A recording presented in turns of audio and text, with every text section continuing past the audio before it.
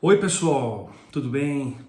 Recebi agora há pouco uma mensagem de um grande amigo meu e eu preciso aqui comentar com vocês. Ele dizia que nunca pensou que fosse viver para ver. Jornalista profissional defender a censura e censuradores. Ele está se referindo, claro, a essa disputa que estamos todos acompanhando entre Elon Musk e as suas publicações em sua própria rede social, o X, ou antigo Twitter, e o Alexandre de Moraes, o ministro do Supremo Tribunal e a autoridade jurídica nesse país, né? E tudo isso, se formos pensar bem sobre essa questão, e aqui eu não poderia, em hipótese alguma, me ausentar desse debate, porque eu sou um professor de curso de jornalismo, eu também atuei muito tempo como jornalista,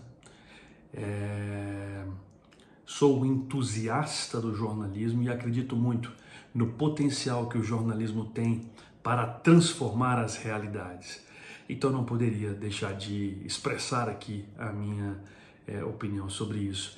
Falando nisso, né, tudo que estamos vendo, esse debate todo travado entre Elon Musk e Alexandre de Moraes, em especial no que diz respeito ao bloqueio de contas de políticos, muitos da direita, né, e de jornalistas também, segundo Elon Musk, tem uma origem, e essa origem está ligada à opinião. Opinião. Vamos ver o que é opinião? Eu tenho sempre dito isso em minhas aulas. Opinião é a junção de duas coisas. É a junção do fato, e aí nós estamos pensando em alguma coisa que realmente aconteceu, é um fato, né? Com aquilo que se atribui a esse fato, ou o valor. Então, é a junção do fato mais o valor. O valor carrega em si a atributividade, e essa atributividade é um elemento discursivo, ideológico, político, sociológico, de uma ordem inclusive da psique, da construção de sentidos, entre outras coisas mais. Por isso que nós dizemos, e aqueles que gostam de olhar para o fato como um acontecimento, nós dizemos que o fato não é isolado. Ele carrega em si uma série de outros elementos que lhe são externos, né? E por isso a gente está sempre em busca de ver qual que é o valor, o que se atribui para o fato. Nesse sentido, nós estamos percorrendo um caminho e que me parece ser um caminho bem complexo, em especial no campo da justiça, sobre o lugar dessa discussão das fake news e tudo que envolve as fake news. Nesse sentido, eu gostaria de dizer que acredito em pelo menos 6 formas que poderiam contribuir muito para esse debate e que de alguma maneira poderiam ajudar a, quem sabe, resolvê-lo, ainda que seja realmente muito complexo mesmo, essa coisa da desconstrução das fake news. Eu sempre acreditei e continuarei acreditando que o maior antídoto para as fake news é a notícia verdadeira, né? Esse é o remédio para as fake news. Mas vamos pensar, ao invés de 6, vamos pensar em 3 nesse vídeo, para o vídeo não ficar muito extenso. Gente, para um fato ser tido como não verdadeiro, ele precisa de um tempo. É o critério da questão da atemporalidade, né? Um fato precisa de um tempo deste acontecimento, para que aqueles que narraram sobre esse fato possam ser culpabilizados a respeito de uma narrativa falsa. Tem que dar um tempo a isso. O que acontece é que nas eleições, por exemplo, que estão chegando agora, não haverá esse tempo, né? E eis aí o grande problema. Deixa eu dar um exemplo só para vocês, e muitos aqui vão se lembrar disso. O caso dos irmãos Naves. Se formos pensar pessoal, na história dos irmãos Naves, entre Benedito, que foi quem chegou a Araguari com recurso para comprar uma grande quantidade de arroz, e os dois irmãos Joaquim e Sebastião, que foram acusados, Joaquim e Sebastião Naves, que foram acusados de terem cometido um latrocínio, roubo seguido de morte, contra o Benedito, né? E terem jogado o corpo na ponte do Pau Furado, no Rio das Velhas. Logo na sequência foram acusados.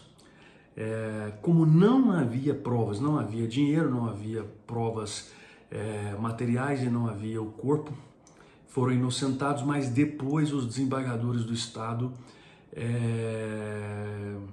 os condenaram, né? E eles passaram um bom tempo na cadeia, ainda que Joaquim, um dos irmãos, tenha falecido no asilo São Vicente de Paulo em 1948, inclusive tendo sido considerado indigente. Então houve um sofrimento muito grande, inclusive por parte da mãe deles, né? A dona Ana Naves, né? Que foi inclusive torturada nua, né?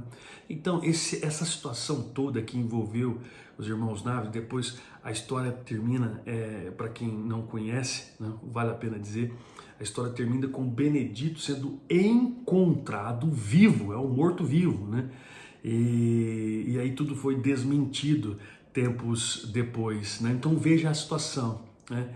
Tanto daqueles que os acusaram, quanto, né, os jornalistas, políticos, a sociedade, e que depois, tempos depois, tiveram que ir à casa deles pedir desculpas por terem os acusado falsamente. Então tem que haver um tempo mesmo, de fato, para que o acontecimento seja considerado, ou a narrativa sobre o acontecimento seja considerada verdadeira ou falsa. Se não houver essa questão do tempo realmente, ou da temporalidade, realmente fica muito difícil. E aqui, no caso das eleições, não há tanto tempo para isso, né?